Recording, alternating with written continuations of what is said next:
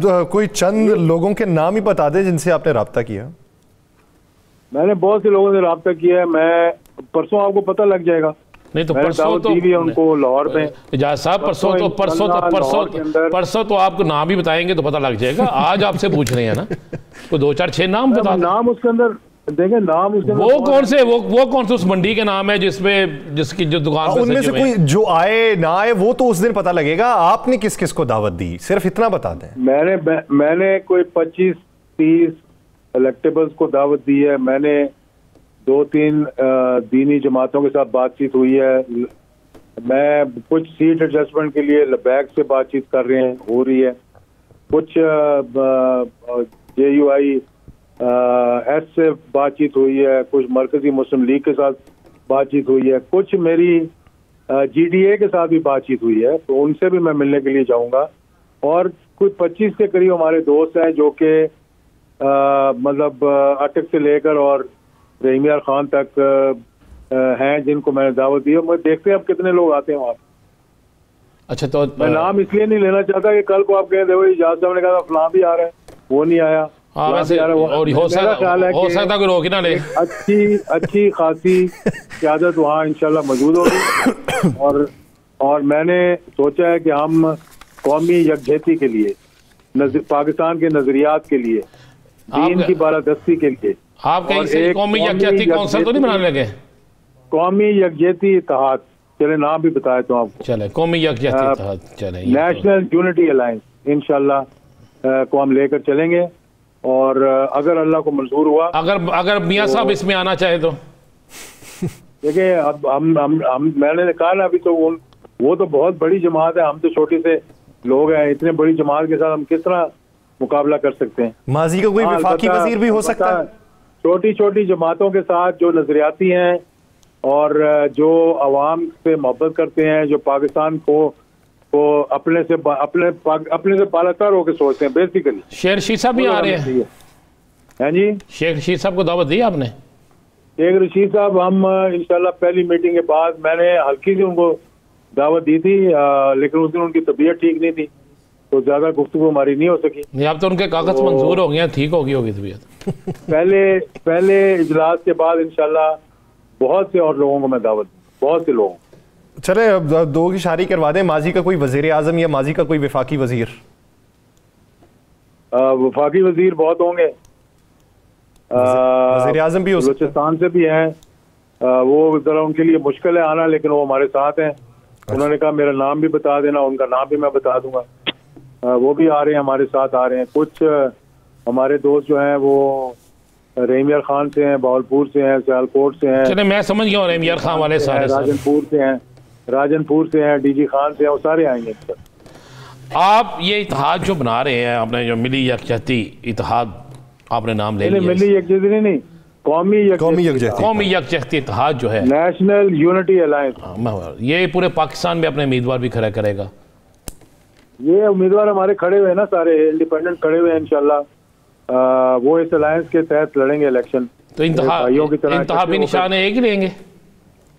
इंतखाबी निशान का अभी हमने कोशिश कर रहे हैं, हम देखते हैं अगर एक मिल गया तो।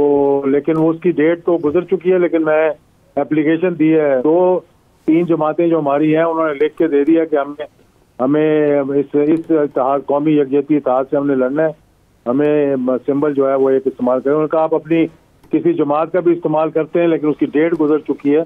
लेकिन फिर भी मैं कोशिश कर रहा हूँ कि किसी तरीके से वो मान जाए, नहीं तो हम आपस में फैसला करेंगे कि हमने किस तरीके से ऐसे लड़ना है कि इस अलायंस के क्या कहते हैं सपोर्टेड लोग जो हैं वो इंशाल्लाह मैदान में उतरे। सही। ये अलायंस जो है अगर ये बन गया तो एक निशान के लिए भी अप्लाई किया जाएगा। बहुत शुक्रिया एजाजुल हक साहब इस हवाले से अपना वक्त देने के लिए। नाज़रीन, दीगर इश्यूज़ पे एक शॉर्ट ब्रेक के बाद कहीं नहीं जाएगा। Stay with us.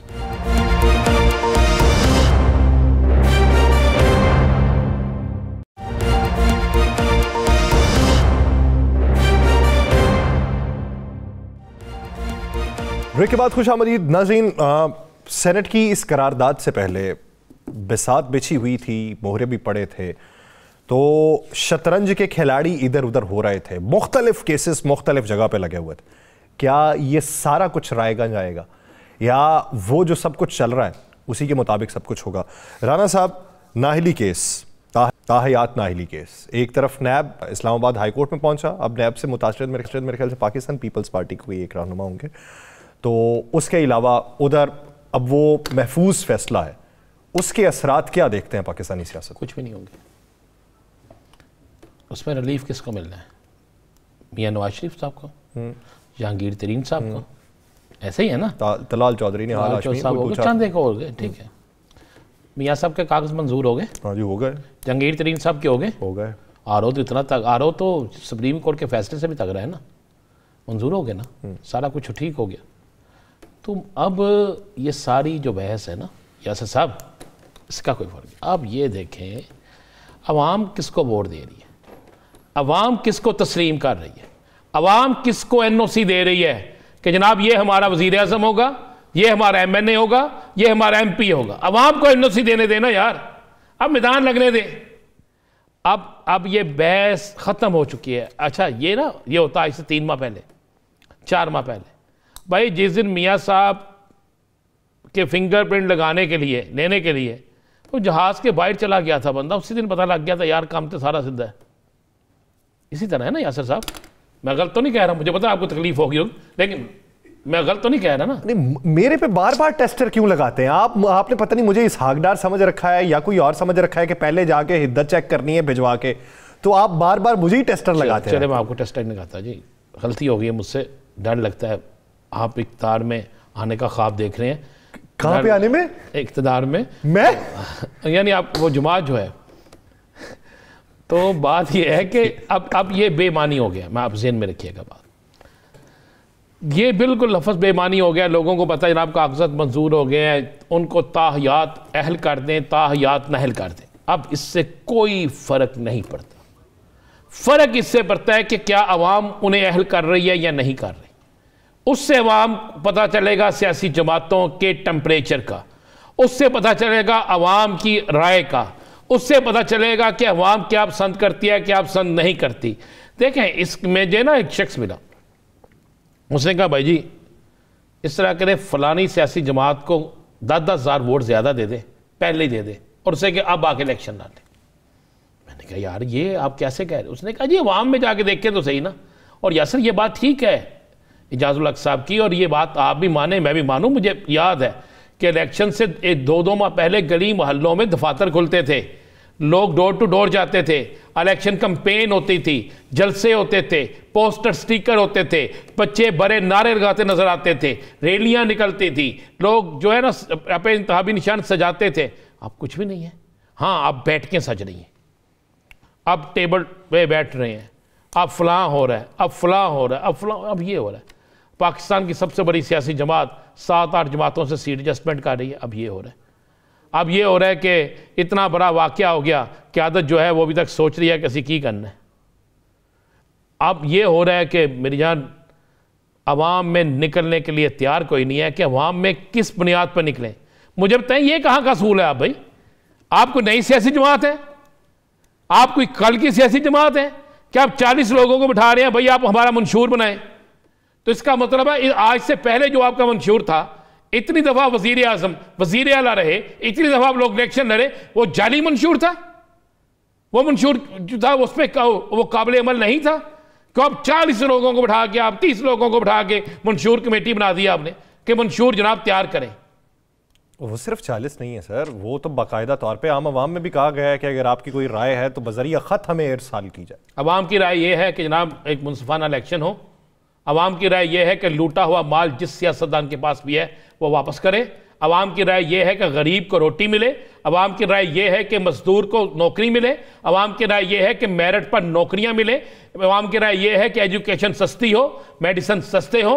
अवाम की राय यह है कि जनाब ईमानदार हुक्मरान आए, चाहे वो किसी भी सियासी जमात से हो। यह है अवाम की राय, जिस पर आज तक किसी ने अमल नहीं किया और ना ही करेंगे। इसलिए कि जनाब करोड़ों अरबों रुपए, मैं आ रहा था यासर साहब, इस सख्त सर्दी में ना लोग ठिठक रहे थे, सड़कों पे बेचारे बैठे हुए हैं। लेकिन मैंने बल्कि एक शख्स को देखा, मैं ये हल्फन कह रहा हूँ, उसने 3 सियासी जमातों के बोर्ड उतार के ना, वो जो प्लास्टिक था वो लिया हुआ, हाँ वो लिए हुए थे, मुझे तरस आया उस पर।